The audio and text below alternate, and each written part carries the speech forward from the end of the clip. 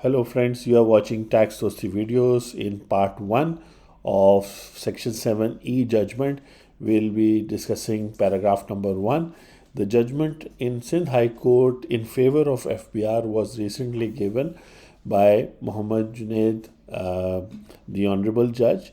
And in this first paragraph, it says that all these petitions involve a common legal question, meaning these 250 petition 208 petition made by these petitioners represented by these lawyers have the same question, involve a common legal question, and are therefore being decided through this common judgment.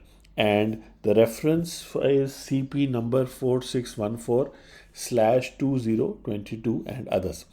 The petitioner have challenged the provisions of Section 7E of the Income Tax Ordinance 2001, hereby called Ordinance introduced through Finance Act 2022, on the ground that it is ultra vires to the Constitution, which means ultra vires means which is beyond the powers given to the federal government to tax the income. It is beyond their powers, and so also discriminatory, which means that it is taxing different people for different reasons, and confiscatory, which means that it is taxing some people too much, hence void, ab initio, and liable to be struck down.